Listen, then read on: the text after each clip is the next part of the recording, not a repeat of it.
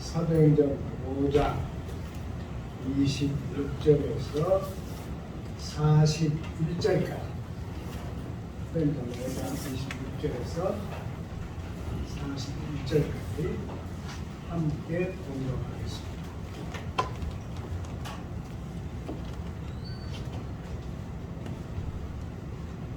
성전 맡은 자가 그 아들과 같이 가서 그들을 잡아왔으나 강제로 못하면 백성들이 돌로 칠까 두려워함이더라.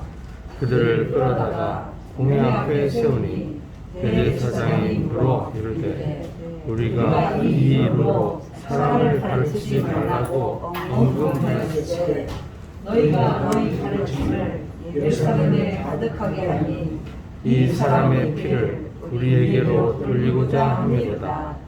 베드로와 사도들이 대답하여 이르되 사람보다 하나님께 순종하는 것이 마땅하냐.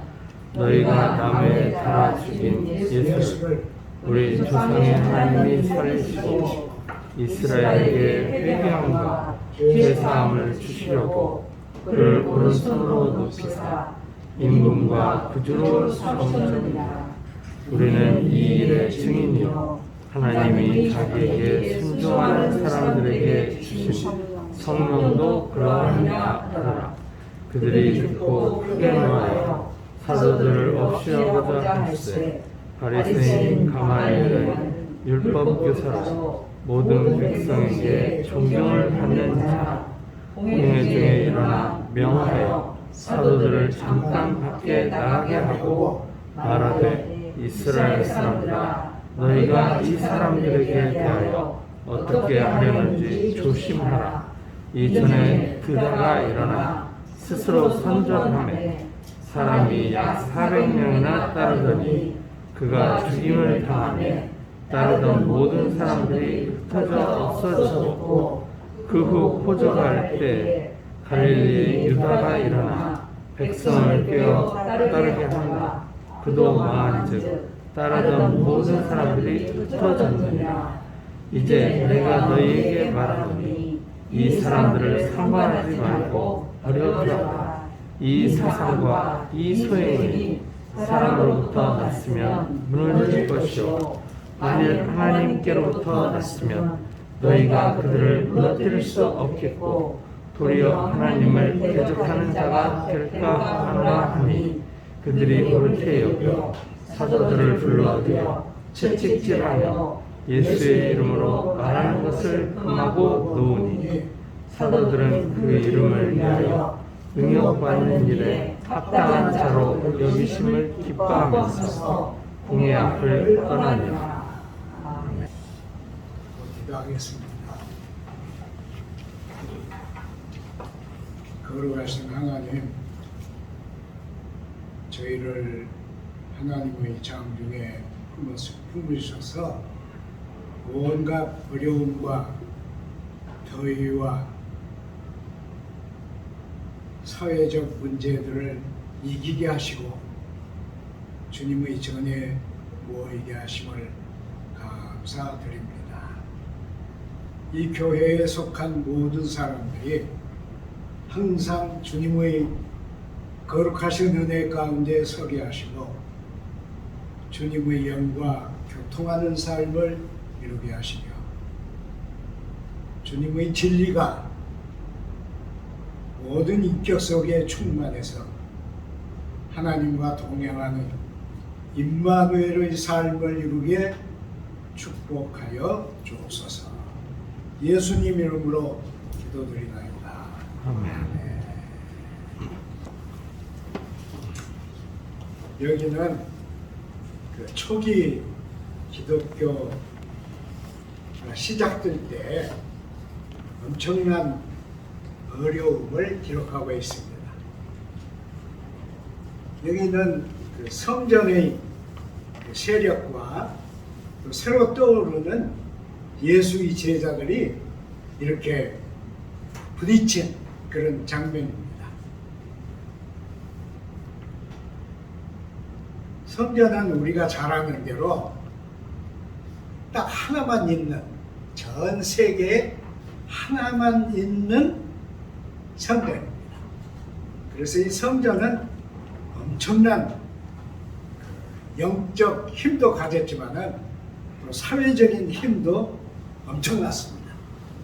그래서 그 성전 안에는 제사장 그룹 속에 무기만 잡으면 언제든지 전쟁도 할 수 있는 그런 그룹들이 형성되어 있었죠. 우리가 그 성전의 모습을 잘 이해하려면 지금 아랍에서 이루어지는 신정국가를 이루기 위해서 사람들의 생명을 파리생명같이 여기는 이런 사람들을 생각하면 우리가 그 당시의 성전의 모습을, 성전 권력의 모습을 이해할 수 있을 것입니다. 사도들이 나와가지고 예수가 부활했다, 십자가에 달아 죽인 예수가 부활했다 이렇게 전하니까 성전 권력자들이 엄명했습니다. 예수 이름 가르치지 마라.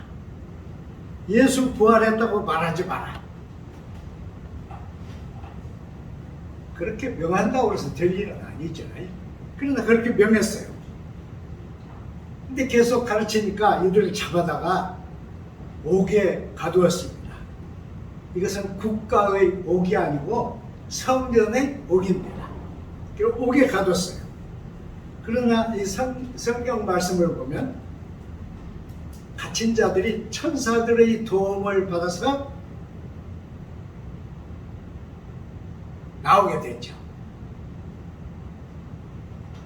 이 사람들이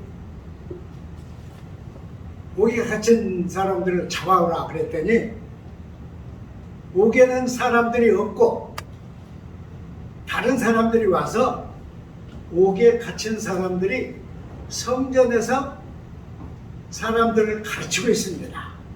이렇게 말하는 거예요. 그래서 억지로 끌어왔습니다. 사람들을 보내가지고 억지로 끌어왔어요. 그래서 사내들인 앞에 세웠는데, 사내들이는 우리가 공회라고 말하죠. 근데 우리나라로 하면 국회와 사법부를 묶은 그만한 힘을 가진 그 사회의 최고 지성들을 모은 회의입니다. 그래서 모든 것을 이 사내들인이 결정해서 하도록 되어 있는 그런 말하자면 그 사회의 최고 기구입니다. 그래 이제 사내들의 앞에 이 사람들을 세웠죠.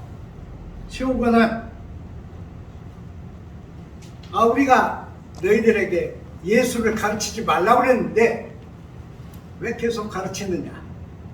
그러니까 트집이죠. 잡아서 혼내려고 하는 트집이에요. 베드로가 이 사람들에게 말합니다. 사람의 말을 듣는 것보다 하나님의 말을 듣는 게 옳다. 그때요, 우리가 이 성경을 읽어보면 모든 글자가 다 똑같아요. 그래서 우리는 그냥 읽어 가버리는데 잘 보면 여기는 놀라운 일이 벌어지는 거죠. 만일 우리가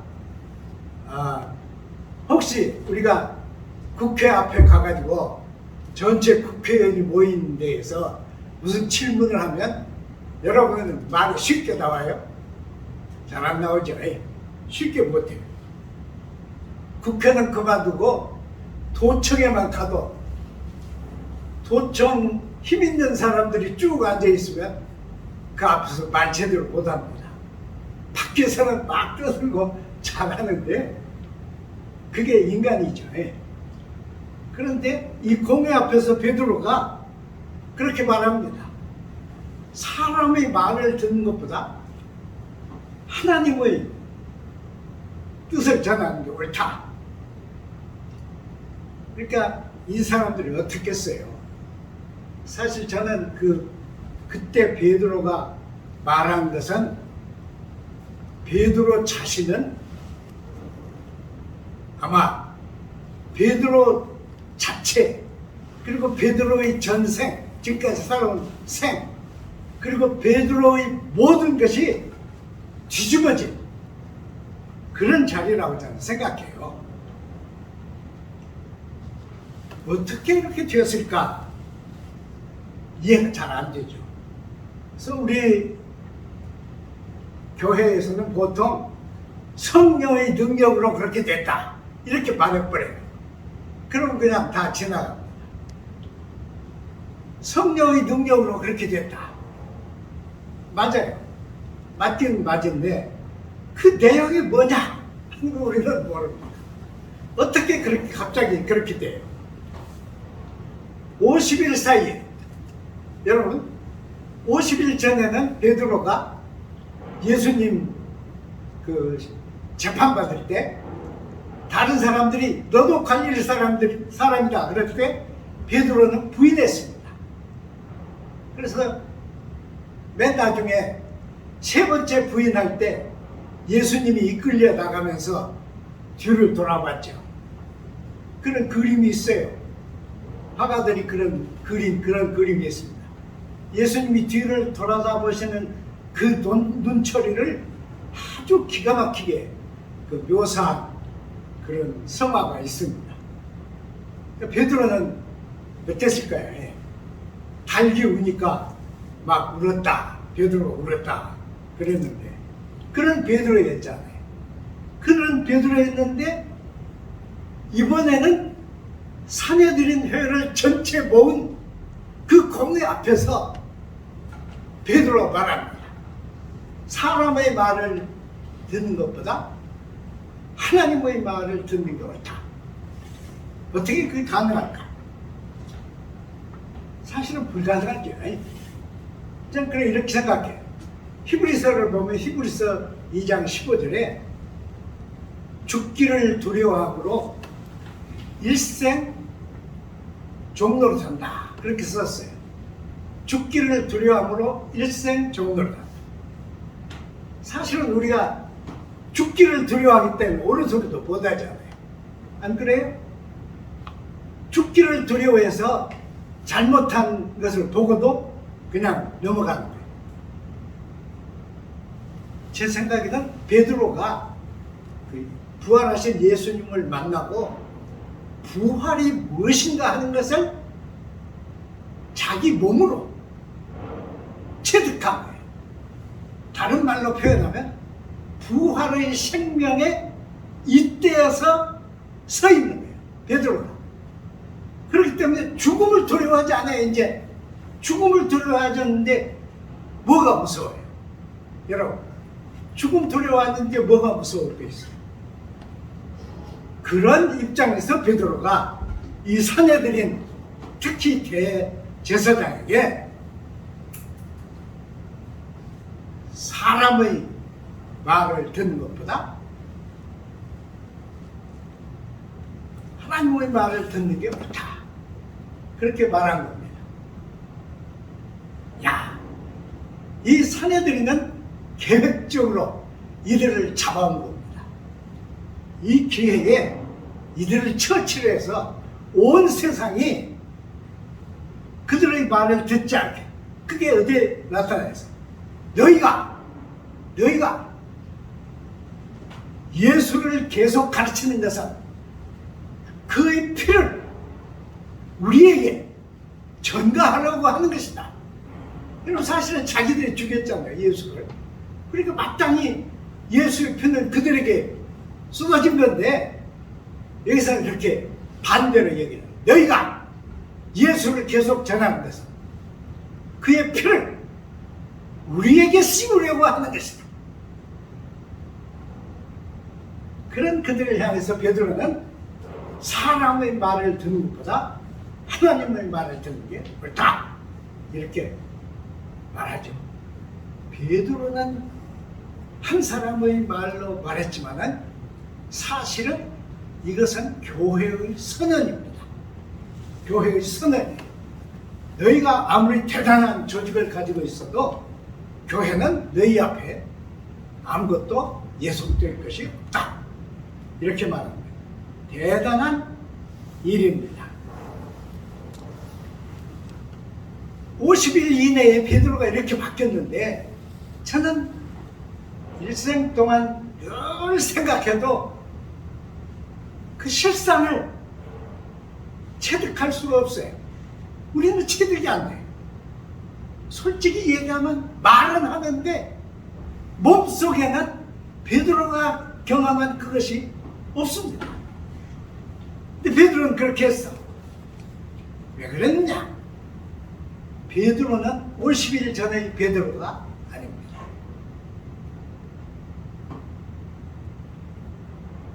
어떻게 그렇게 됐느냐? 우리는 모릅니다. 우리 몰라요. 그래서 항상 성령에게 맡깁니다. 성령이 그렇게 하셨다. 성령이 오셔서 그렇게 했다. 오순절 성령 강림으로 그렇게 됐다. 그렇게 말하지만 우리는 모릅니다. 제가 제 나름대로 해명을 하려면 이렇게 말했었어요. 시간은 같은 시간 속에 있는데 차원은 다릅니다. 차원이 달라졌어요. 완전히 그들은 자기를 뛰어넘은, 그리고 사회 구조를 뛰어넘은, 그리고 권력의 구조를 뛰어넘은 그런 사람들이 된 거예요. 그래서 그들에게 이렇게 말합니다. 우리 조상의 하나님이 너희가 죽인 그를 살리셨고 이스라엘에게 회개함과 죄 사함을 주시려고 그를 오른손으로 높이사 임금과 구주로 삼으셨다. 임금과 구주로 삼으셨다. 이 말 무슨 말이에요? 너희 대제사장보다 더 높은 왕과 메시아로 삼으셨다. 우리는 이 일의 증인이요, 하나님이 자기에게 순종하는 사람에게 주신 성령도 그러하니라. 우리가 이 사건의 증인이고 또 성령도 증인이다. 어땠을까요? 대제사장 얼굴이 어떻게 됐을까요? 야, 이놈 봐라, 못된 놈이다, 이런 정도였을까요? 저는 그렇지 않은 생각을. 대제사장의 얼굴이 사색이 되었을 거예요. 왜 그랬냐 그러면 5장 24절을 보면 그들 중에는 의혹하여 이 일이 어찌 될까 한 사람이 있었다 그랬어요. 그러니까 대단한, 말로 표현할 수 없는 그런 것을 겪고 있습니다. 아마 죽이고 싶었겠죠. 당장에 우리 같이 좀 모자란 사람 같으면 당장에 군사를 명해서 막 잡아다가 다시 오게 가두든지 뭐 사형을 시키든지 그러고 싶었겠죠. 그러나 그들은 그렇게 못했어요. 왜? 백성들이 돌로 칠까 두려워서. 그랬죠? 백성들이 다 보고 있으니까 백성들이 돌 들고 와서 돌로 칠까 두려워서 그렇게 못했다. 그랬습니다. 그러니까 하나님이 두 분이에요. 지금 이 장면은 하나님이 두 분입니다. 하나님의 이름으로 최고의 권위의 자리에 있는 대제사장, 그리고 완전히 다른 하나님의 이름으로 우리 조상의 하나님이 십자가에 달은 그를 살리셨다. 우리는 그의 증인이고, 우리만 증인이 아니고 우리 뒤에 계시는 성령도 증인이시다. 이렇게 말합니다. 엄청나죠. 엄청난 일을 이들은 하고 있습니다. 베드로가 어떻게 이렇게 변할까? 거기에는 사람의 변화 가능성이 나타나 있습니다. 베드로만 그렇게 될 사람이 아니에요. 다 변화될 수 있어요. 저는 제가 그 공적인 일을 하는 동안에 스님이었던 사람이 회개하고 목사 같은 사람 만났어. 제가 그 불교에 대한 무슨 얘기를 책에 썼는데 그게 틀렸다는 거예요. 자기가 볼 때. 제가 뭐 기독교 목사가 불교에 대해서 알아요. 그래서 저는 한글로 번역된 팔만대장경이라는 책을 보고 거기서 인용을 해서 썼는데 이 양반은 자기가 그 불교 정교한 사람이니까 그 틀렸다는 거예요.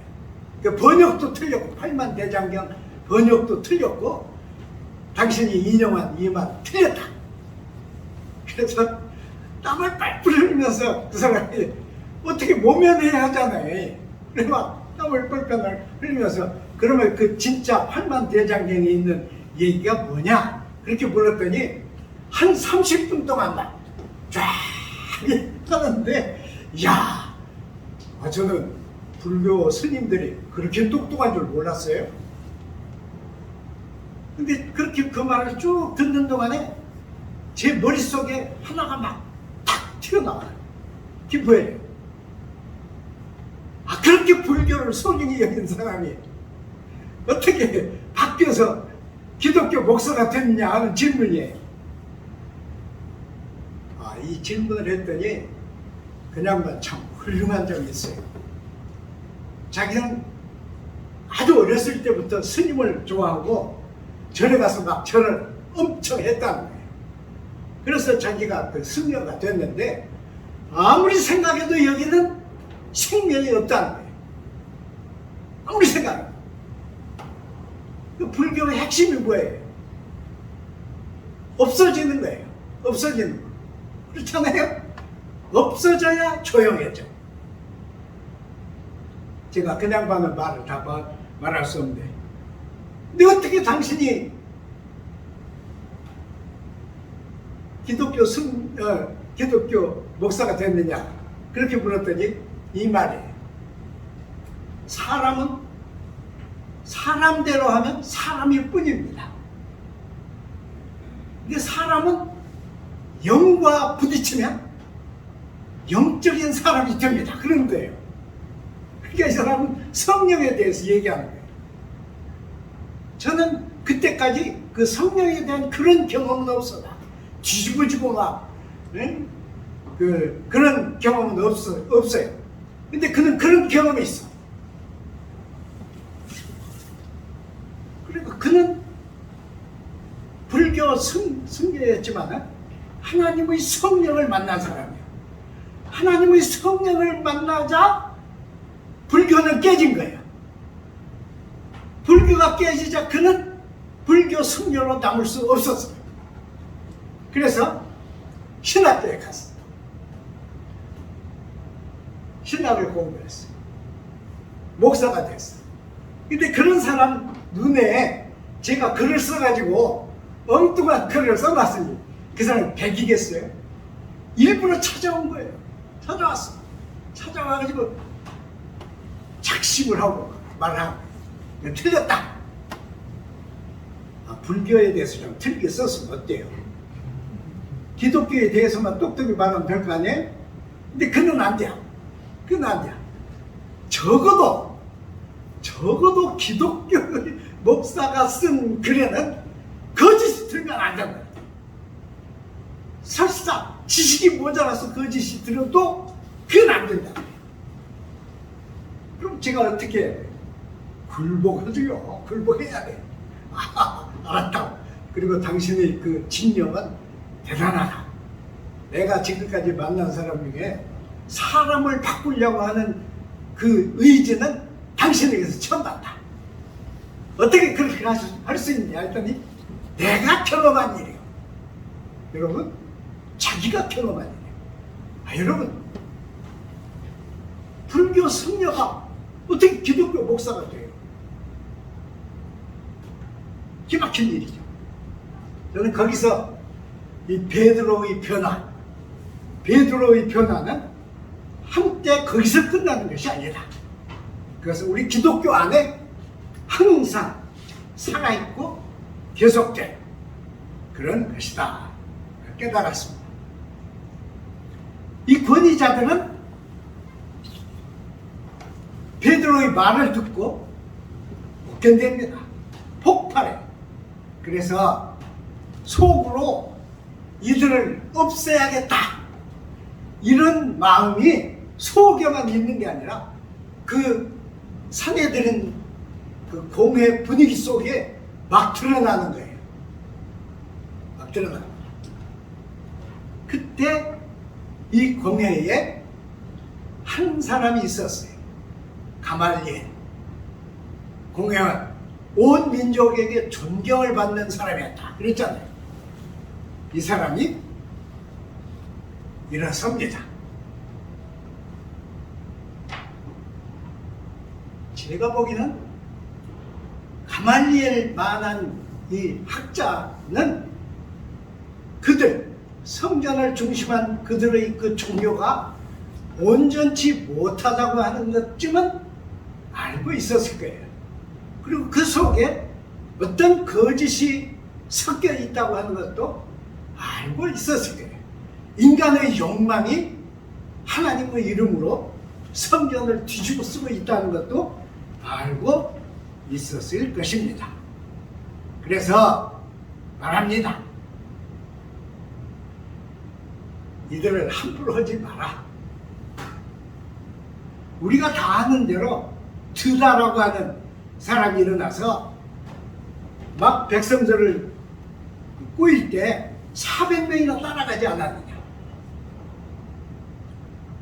지금 생각하면 400명은 아무것도 아니지만 여러분 대단하죠?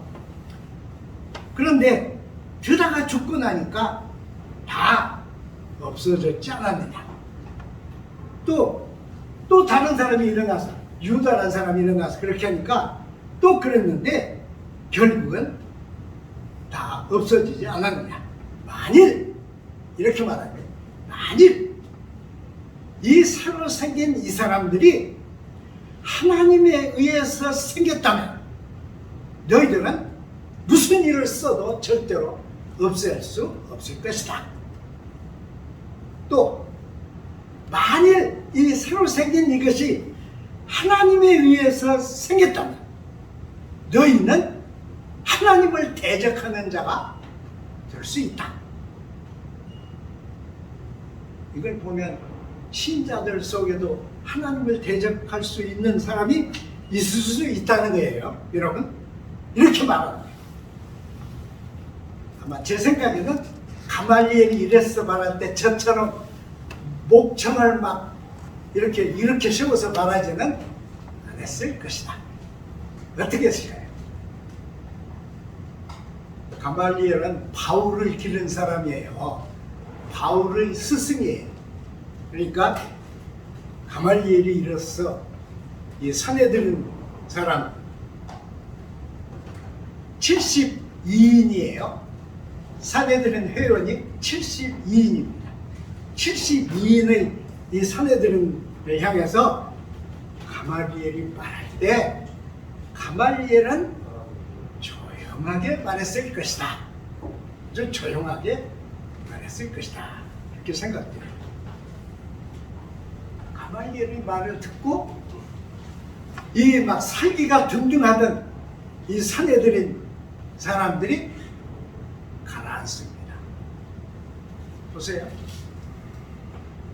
한 사람의 의인이 모든 사람의 이 분노를 가라앉힐 수 있어요. 한 사람의 옳은 말이 모든 사람의 감정을 바꿔놓을 수 있습니다. 왜 그랬을까? 그들도 다 양심이 있는 사람들이고 지성인이었고 백성들의 대표들이었고 그랬기 때문에 이 가말리엘의 말은 먹혔습니다. 저는 여기서 이런 걸 생각하는데 여러분 얼음 어떻게 깨요? 얼음. 그 미국 사람들 집에는요 얼음 깨는 것이 있어. 가끔 살인 사건이 일어나는데 얼음 깨는 것으로 사람을 죽여서 문제가 되는 때도 있었어요. 얼음 깨는 거. 그게 뭐예요? 송곳이야, 송곳. 망치로 얼으면 안 깨져도 바늘로 얼으면 깨지죠. 가말리엘의 말은 이 상해들인에게 하늘의 바늘 끝과 같았어요.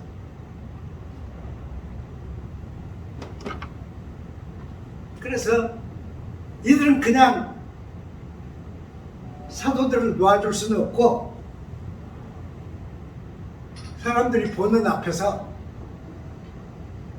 매질을 했죠. 매질을 했어요. 사실은 매질을 당할 일이 하나도 없어요. 매질을 당할 일이 하나도 없는데 매질을 당했어. 그래서 제자들이 어떻게 생각했어요? 그리스도를 위하여 능욕받는 것이 당한 일이다. 오늘은 우리 모든 사람이 이 말씀을 깊이 생각해 보아야 돼요. 우리는 그리스도를 위해서 어려움 겪은 일도 없고 그리스도를 위해서 다른 사람에게 애민 말을 들은 일도 별로 없고 그리스도를 위해서 능욕받은 일도 없습니다. 그러나 그들은 그리스도를 위해서 능욕받는 것이 당한 일이다, 마땅한 일이다, 이렇게 생각했다 그랬습니다. 이렇게 기독교가 시작되었어요. 이렇게 진리가 편중하게 되었습니다. 이렇게 예수의 부활이 증언되게 되었습니다. 기도하겠습니다. 하나님 아버지, 하나님의 은혜를 항상 감사드립니다. 우리만 신자가 아닙니다. 수천 년 전부터 오순절 후에 신앙인들은 이렇게 일어섰습니다. 이렇게 하나님을 증언했고 그것이 오늘 우리를 포용하고 있습니다. 신자 되게 하여 주옵소서. 진정한 신자 되게 하여 주옵소서. 그리스도를 위해서 능욕받는 것이 당하다고 생각하는 신자 되게 하여 주옵소서. 가말리엘 같은 의로운 마음과 신앙과 인격을 갖추어 항상 마땅한 자리에 서서 마땅한 말을 할 수 있게 우리를 붙들어 주옵소서. 예수님 이름으로 기도드리나이다. 아멘.